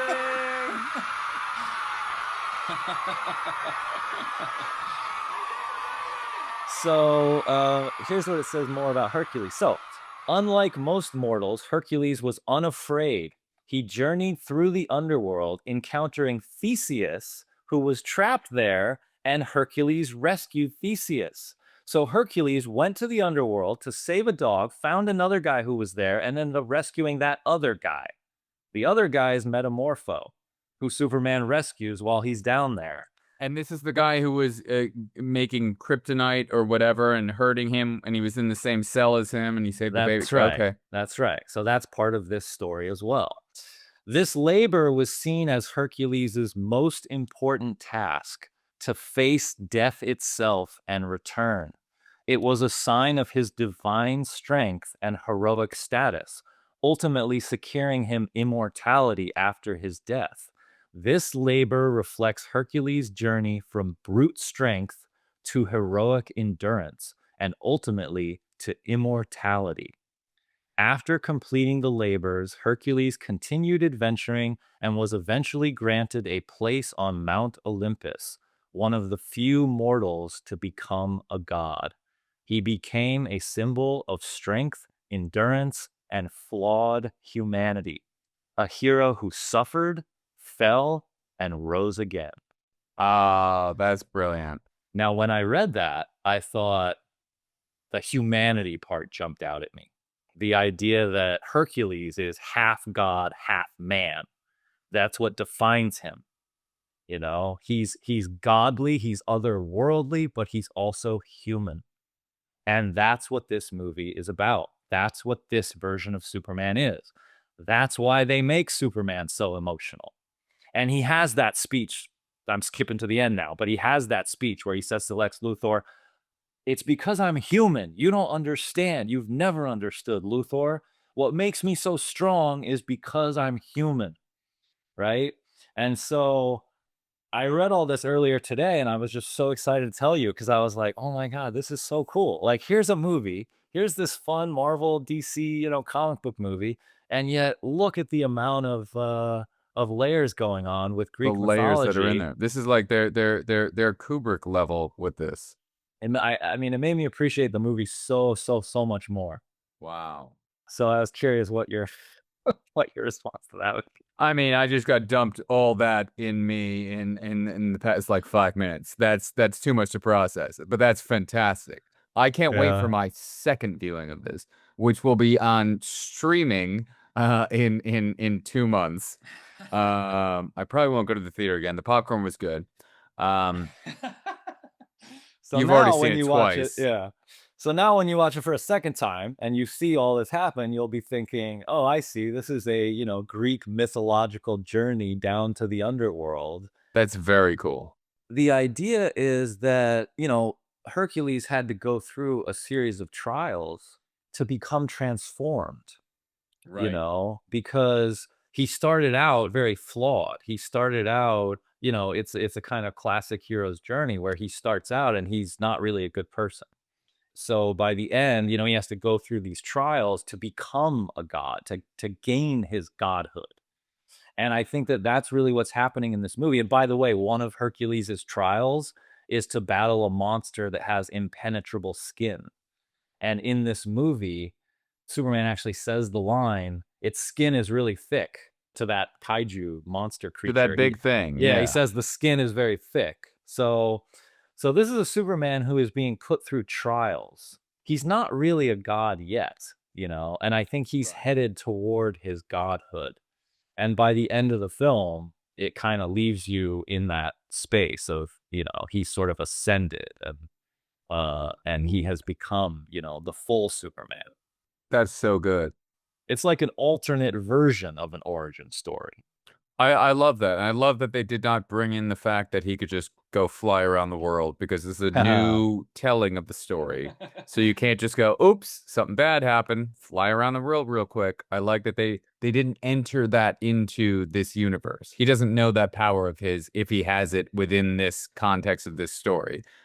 because that's the doomsday card. Let's not go there. They solved that problem for you, right? Yeah, because he goes, oh, wait a minute, hold on. The skin is a little bit too thick. Hold on, I know what to do. Whee! Around the world, around the world, around. Oh, it's little. Oh, Yeah. crush his little head. Yeah, Yeah. I'm glad they didn't do that. Yeah, they make it so that, Superman, he saves people, but his power is much more limited, I think. I think so too. I like that. Yeah, it gives you more at stake as the viewer watching that, and you go, oh, there is more at stake here. There isn't a get out of jail free card, or there's not. Oh, it's always going to be perfect. Like there's aspects of that I felt what was at stake during this entire thing. It was. Yeah. I don't know. I have to say that Chris once made a video where I had said I had a very good viewing, and I did have a very good viewing of this. And there's a funny song that goes along with I had a very good viewing. I had a good viewing. I'm living life right now. I just want to watch something that feels like a friend. I had a good viewing. This is life. Life's kind of grand when it's like that. Yeah. But I did. So yeah, this is I think it's a less powerful Superman than, a Chris Reeve version who could spin the earth back in time. This is a more human Superman for sure. This is like a Superman who, the way he frames himself in the movie is like, look, I'm kind of just a regular guy. Like Right. I'm not really that special. Like I do special things because I have these powers, but everybody's treating me like I'm perfect, but I'm not perfect. And in a way, that's kind of the whole point, is like that's what makes me human. It is. And it's funny that's we're talking about humanity, but they call him an alien in this movie more times than in any other movie. They point at him like they're racist, and they're going like, you're an alien. You are this, you are that. And they're defining him in this more than any of the other films, where I was looking at it going, don't forget, he's an alien. He's an actual alien. This movie, they're saying it fucking over and over and over. Yeah, when Hazel watched the other Superman movies, she kept saying to me, I don't quite get Superman, because he's an alien, because he's not human. Like he's from another planet. So it's like, I don't really relate to that. I don't get that. And I actually had a moment where, Superman's my all-time favorite character. So I'm hearing that and I'm thinking, Don't attack my Superman. what's my response to that? Yeah, I'm like, Yeah. okay, let me think about that. And I stopped and I thought about it and I said, I actually completely disagree with you. He's more human than any of us. Is that what you're going for? Yeah. I could be on that. I could be on that. Yeah. I said Superman is human. He actually is a human being. He's from another planet, but he looks human. He acts human. He feels human emotions. He's a human being. That's why I think we love Superman, is because he is us. He's this heightened version of us. That you can aspire to be. Yes, yes, but everything that defines him is quintessentially human. He's the best of humanity. That's what he's meant to represent. He's showing you what you could be. Yes, exactly. So I think That's of good. Superman as actually very human. And this movie really runs with that idea in a really great way. That's good. All right. Quick rant about a boy. About Lex Luthor, but Nicholas Hoult as Lex Luthor. There you go. At least give his real name. Give him his dues. Yeah. I think he's fucking fantastic in this movie. I had said, I think in the past podcast, you can't picture anybody else being Lex Luthor. I think he murdered it. I would never picture Lex Luthor being that kid's age. Like Lex Luthor, early 30s. I'm like, no, like what? That doesn't work. He murdered it. And I think that performance and the performances that you got around these side characters in this movie elevated this movie so much more. If anybody phoned it in, it would have been, oh God, what is this scene? Everyone took their roles really seriously. And I think that's what made this movie really work. Nobody was like, all right, yeah, I'm not paying attention. Oh, I got to say these lines. I got to do this. I'm not saying Gene Hackman did. That's not what I'm saying at all. What I'm saying is these actors were like, I'm going to step up my game. And I'm not just in some comic book movie right now. They're doing it to the level that you're talking about. they're bought into like this is Greek mythology level of like go deep, go fucking all the way there. Yeah, there's colors and the movie is lit in a certain way and this and that, but they're performing this as deep as possible. Right. This episode is brought to you by Shelfie, the world's first fitness tracker for your snacks. That's right, you've counted your steps, your calories, even your REM cycles. But who's counting how many times you open the pantry at 11:30 p.m. just to check on the chips? Shelfie sticks right inside your snack cabinet and tracks your snack habits with precision shame technology. You'll get push notifications like, hey, we saw that. That wasn't protein. Or, third visit today. Are you emotionally okay? Shelfie doesn't judge, but it definitely keeps score. Go to Shelfie Trackers and use promo code Andrew and Greg and get a free emotional support sticker pack with your first order. Shelfie, because sometimes the biggest lifts happen at the fridge door. Well, then I noticed another little detail. This is just minor, and then I'll tell you my absolute favorite thing about the movie, and then we can wrap it up. Okay. Okay. So just another little minor detail that plays into the transformational aspect of this kind of Greek mythological sort of aspect is that, you know, the big finale of the movie. Oh, and by the way, I forgot to mention, I actually forgot to mention this part in my notes. Part of the descending into the underworld and going through these trials is they say that you have to face basically the mirror of yourself and face your inner demons. And in this movie, Superman literally fights an evil version of himself, which is like Superman 3. And during that scene, he gets covered in this black, they call them, I think, nanites, right? The technology. So he's consumed and they go inside of his body and they're in his lungs. And, you know, Lex Luthor's trying to kill Superman.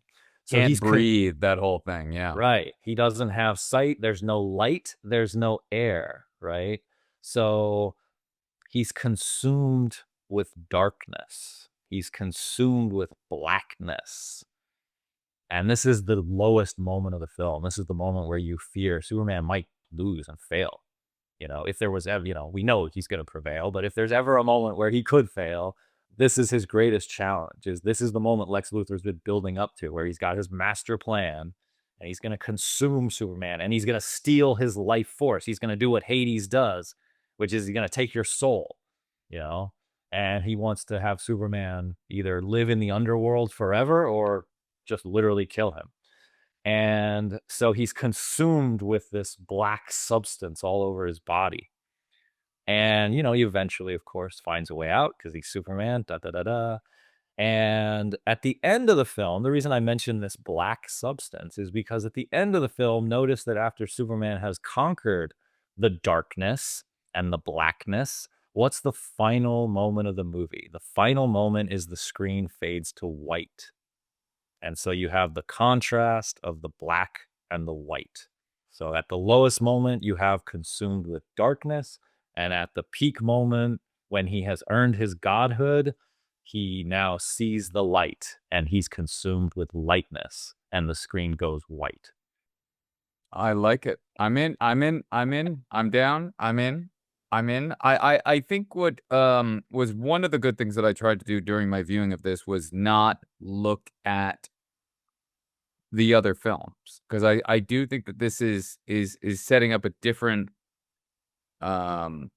lineage. I don't know how you'd say it, but a different type of thing here, wherein if I got hung up on the fact of going, okay, they're literally pointing out, oh, those black nanites or whatever going into his lungs, he can't breathe. I can't start thinking, well, Superman in all the other films flies around in outer space. There's no oxygen in outer space. Superman doesn't need oxygen to survive. He just needs the sun. You know what I mean? Or whatever. Like, he's so much more powerful because I liked looking at this as its own thing. And I think that might be why they just named it Superman. They were just like, oh, yeah, we're giving you the backstory. Got it. Came from here, did this, did that. Moving on. This is our own thing. We're not gonna get too hung up on everything else that happened previously to this. And I think that is my second viewing. I'm gonna go into that even more. I'm gonna watch it as if this is like a Kubrick insubmersible unit. This is its own thing. And I think it did a really good job of doing that. Okay. Want to hear my favorite thing? Yes. My favorite thing about the movie goes back to the Lois relationship, and it extends from that. And that is in that scene when they're making up in the middle of the movie, and Lois says, "I'm just a punk rock kid, and you're Superman." And he says, "Well, I'm punk rock, you know?" And she says, "You're not punk rock." She's like, "You're Superman. You love everybody you meet." And his response to that is, "Well, maybe that's the real punk rock." So good. And in the theater, when I first saw the film for the very first time, I thought that that was just a little playful banter. I thought that that was like, oh, they're having their little scene, they're making up. But now that you've read into deep Greek mythology here, you know that every line means something. This was so unexpected. I did not expect that to come back at the end.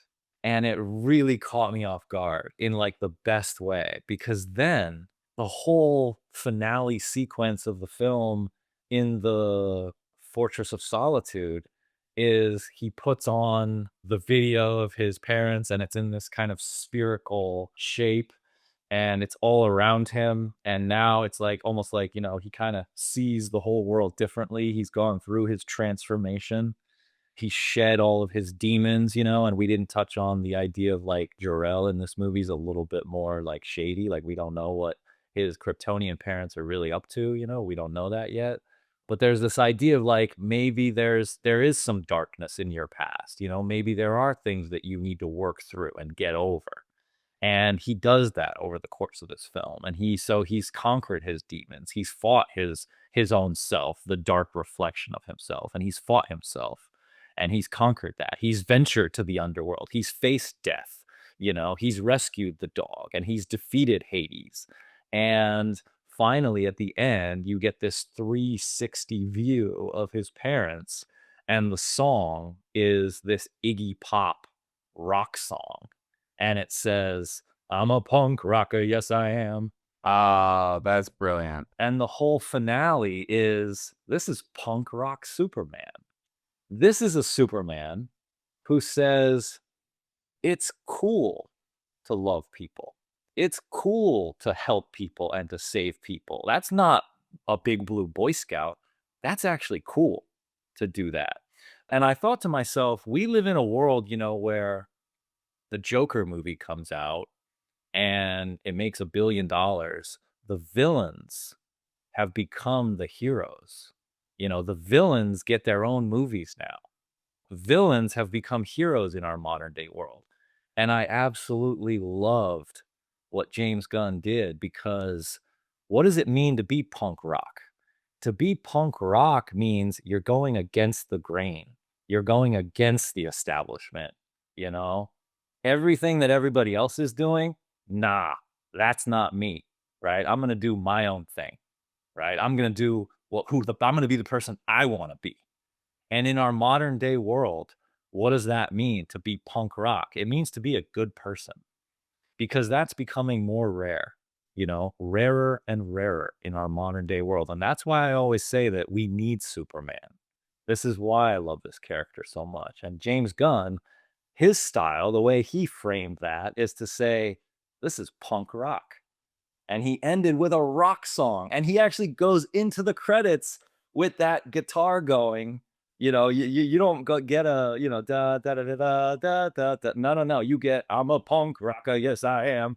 And we are just rocking into those credits. And I just absolutely love that. I mean, the whole ending bit, even on my first viewing, I was like, I might have had some stuff I liked and didn't like, but wow, I loved that ending. And I loved it even more the second time. And that's the start of the podcast. That's the clip. That's the start of the podcast. That was fucking beautiful. But that's my finale, though. Yeah, but it's your intro and your finale. It needs to be said twice. It needs to be said twice. Yeah, it's so good. It needs to be said twice. That's so good, man. Yeah. I really thought that was cool. I was like, and it surprised me how Guardians of the Galaxy it was. That like you said, Guardians of the Galaxy is a movie that became so popular because it fused sci-fi action with kind of Right. these rock songs.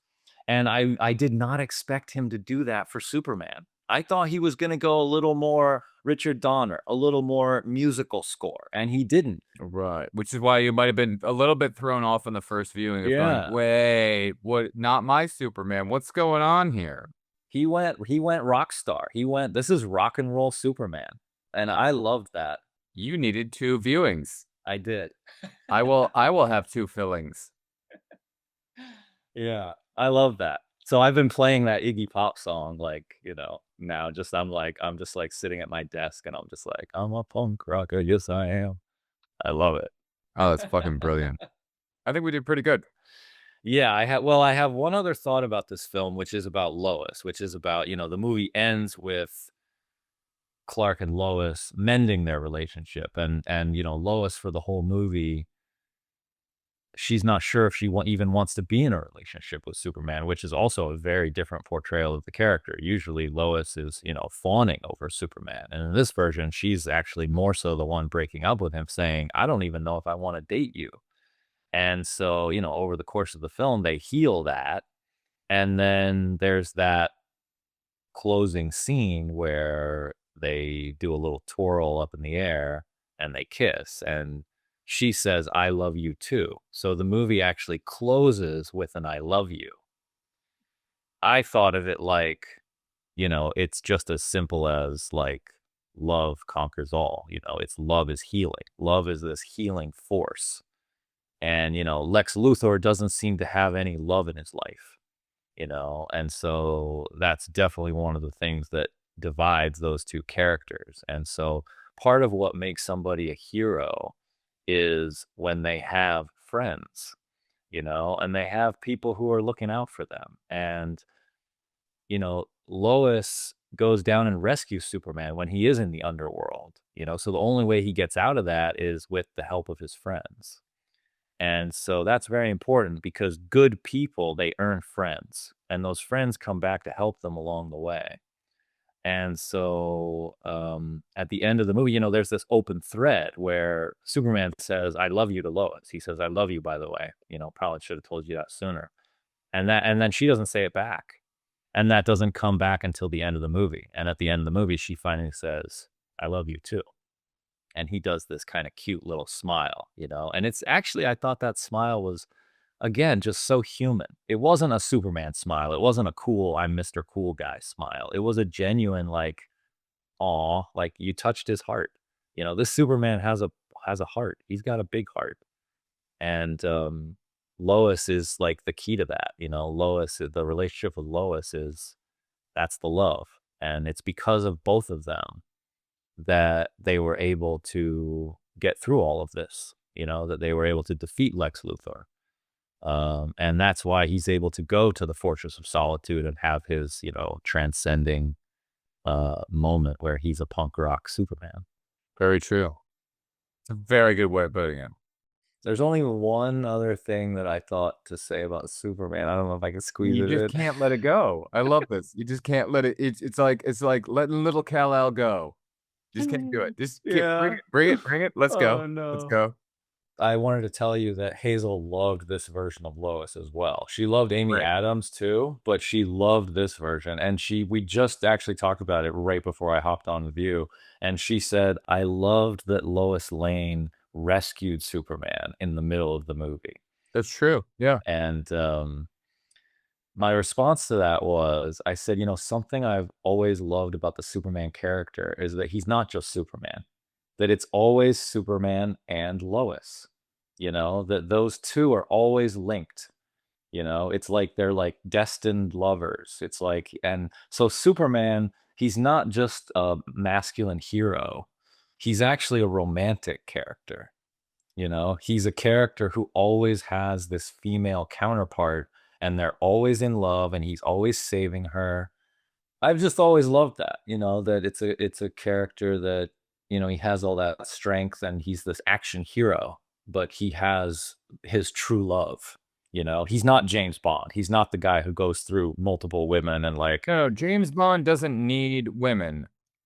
Superman needs Lois. There's Yeah. an aspect to that there. Yeah. Yeah.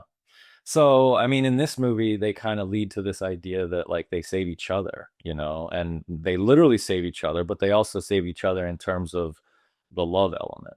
I guess I'm that kind of guy. I like a character like that who's, you know, he's strong, he's a hero, he can stand on his own, but he loves this woman. He has a true love, and his true love makes him a better man, you know, and I've always thought that was a really beautiful part of the Superman story. It's an essential part. You know, I don't think there is a Superman without Lois Lane. That's true, and they should just change Lois's name to Hazel, because then it should work out Aw, perfectly. shout out to Hazel. Hazel. Oh, she's the best. Now that I've met her in person, Yeah. So, what do you have to say to James Gunn on this one? What do you what's your final thought on his take on Superman? Well, I'm very excited to see where it goes in the future. I felt like this was a movie two, but then I kept thinking, what is movie two gonna be? You know? And now I'm very, very curious. Yeah, because we don't have a cliffhanger with the people in Glass, and we know they're coming back, Right. or we know this and that. That's right. This movie is very self-contained. I mean, this Right. is a singular Superman story. You know, it has a beginning, middle, and end, and it wraps everything up. The only thing it leaves open a little bit is that Jor-El bit, where was that message real? You know, the engineer comes in and she says, I can retrieve the missing part of the message. And they play it in the movie as if this is just real. And the movie doesn't give you any indication that it's not. The movie doesn't give you any indication that this is some kind of forgery. But of course, us as movie audiences, we're thinking, well, gee, is this really real? Is this actually the way that they're going to change the Kryptonian, you know, mythology to be a more nefarious kind of intention? Like that's very unexpected. So it's very possible that in movie two, that could be changed and it was forged, but we don't know that It yet. would have been so good if you didn't bring up Bradley Cooper. It would have been everything would have been tied up in a perfect bow. I love Bradley Cooper. I think he's a great director. I think he's a great actor. Yeah, great director. Yeah.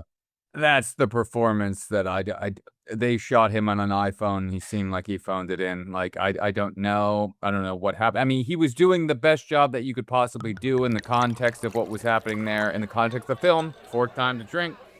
But that I was like, you can't build up Jor-El. Like I have to, maybe my second viewing, I'll take away what Jor-El was and what that whole build up was.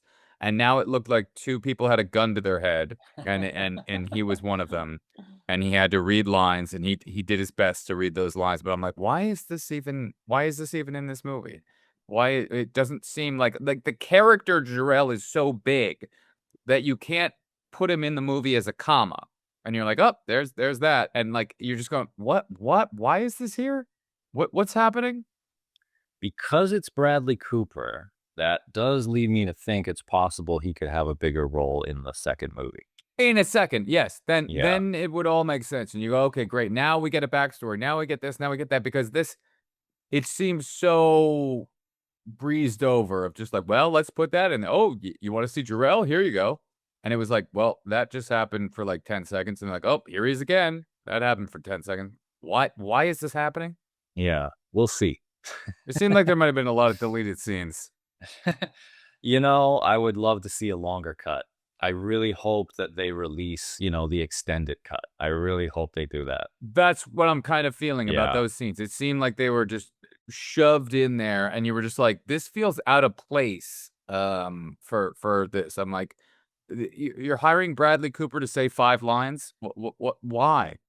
Remember on our Close Encounters episode, we talked about how at the time of a movie's release, there's a lot of pressure on the filmmakers, the studio, to have the movie be popular, right? For people to like Right. it. Yeah, nobody's going to this movie to see Bradley Cooper for 20 seconds. They want the initial response to be positive. And so, you know, cuts tend to be made like that, you know, and that's where these alternate cuts come from, is that you have 3 different versions of Close Encounters and you have 100 different versions of Blade Runner. And so this would be a great opportunity to, yeah, say, okay, everybody, you saw the theatrical version. You know, we didn't want you to sit there for we didn't want little kids to be sitting in the theater for 2.5 or 3 hours. We wanted a tight 2-hour movie. So we gave you the 2-hour version. Now you like the new Superman. Now here's the 2.5-hour version on HBO Max. I hope that happens. Yeah. I'd be down for that. Yeah. Yeah. I want to see more. I'd be down for that. So we finally finished the run of Superman movies. We did skip over Ben Affleck. We did skip that. We're gonna come back to it. But yes, for your initial run, yes. Do you feel good because you've been building up this for months? All the Supermen waiting for us to see this movie yesterday, which we did. Do you feel a pressure is relieved now? Yeah, it's on to the next. I mean, you said it in one of the last episodes. You said, now we're going to find out what Andrew picks that's not a Superman movie. Now we're going to find out what he really wants to talk about. Yeah, so I'm really excited about that. All right, ladies and gentlemen, thank you very much for joining in again on this podcast. And you can email us at lightupthedarkpodcast@gmail.com. And let's hear it from Smooth. I'm the break in the flicker, the cut in the edit, the blade through the credits, a frame they embedded. Light in the distance, persistence poetic. The dark is a prison, I brighten with aesthetic. No stunt doubles, I tumble through trap fights. The scripts in my soul, I control on my track spikes. Whisper in a reel, I reveal with the black light. The dark is a canvas that I carve with the flashlight. Call it a war cry, a cinematic spark. A puzzle in the shadows, a code of the art. It's Andrew and Greg and the legacy embarks. Our voices ignite and we light up the dark. I'm gonna send you the Chris song, and you could maybe put that in there because he actually made a song of me going, I had a good feeling. It's a meaning wave. It's a very funny. And I'm talking about the movie Yesterday. Oh, okay. I sent him an audio voice message in like 2016 of seeing the movie Yesterday, and I was like, because he was like, oh, I want to know how it is, and I was like, I had a good feeling, and I made it like a 7-minute rant, and he turned it into a meaning wave song. Yeah, I actually went out and watched a movie in the theater recently. The one called Yesterday. Yeah. I had a very good viewing of the film. Trainspotting director, the whole thing. But I had a good viewing. I won't bash it beyond that. I had a good viewing, and the John Lennon moment, but I mean the whole movie's about the Beatles, but the John Lennon moment in the movie was actually beyond magical. I had a good viewing. I just want to watch something that feels like a friend. I was very happy at the opening of that. It's not a movie that you need to run out and see in theaters. It's when you get high, you stay home, and you just chill with yourself, and you just watch it. Very late night. You hype it up, you go see it at 1 o'clock in the afternoon, it's not going to work for you. Like, watch it 2, end it around 4 a.m., and you'll feel the emotional connections that you need. I had a good viewing. I'm living life right now. I just want to watch something that feels like a friend. I had a good viewing. This is life. Life's kind of grand when it's like that. I put it on after I've done my work. I've been, Christian, you're editing. Chris, you're editing. You're playing with the planets. You're editing. You're, doing sculptures, whatever. But it's that decompression time. This is open from the heart. I've cut my heart open and I'm bleeding to you guys in the way that where it's just you're there, it's 2 o'clock, you're kind of foggy, you're kind of chilling, and you're just like, yeah, I'll just put this on. Let me not take out the high-powered point of perception that we can into anything and cut it open with a knife and say it's shit. It's the opposite of that. It's 2:30 in the morning and you're just going, I just want to watch something comforting. I just want to watch something that feels like a friend. It's not going to attack me, it's not going to assault me, and I'm not expecting too much from it.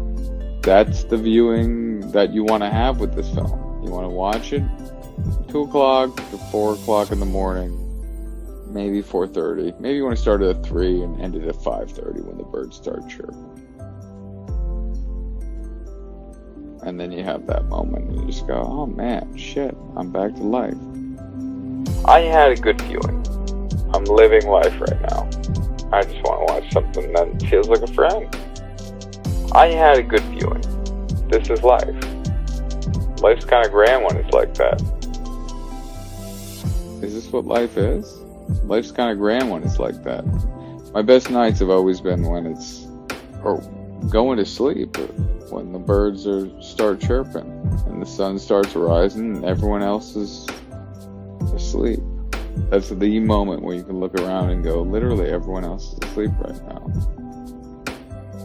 But I had so many of those mornings at SVA or around that time or whatever, when it was, you walked outside Sunday morning and you heard the birds chirping and no one else was around. And it was that Vanilla Sky moment, but not with a panic. It's a Vanilla Sky moment in the way where I was listening to Bob Dylan on the first iPad that was ever created, with a little turn wheel, and it had a spindle inside of it that had the actual hard drive in there.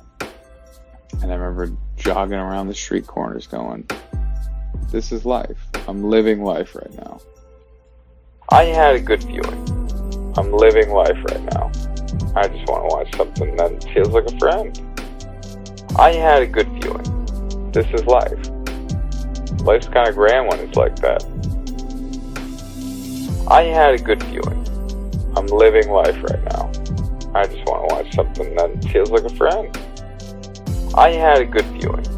This is life. Life's kind of grand when it's like that. No one else is up right now. I'm not seeing people. And I'm on the island of Manhattan. And I'm 20 years old. And this moment right now is insane.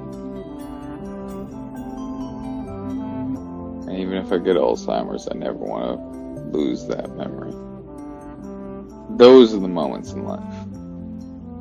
Those happy little moments, the placid times, when you go, holy shit, this is the definition of what it's like to be alive.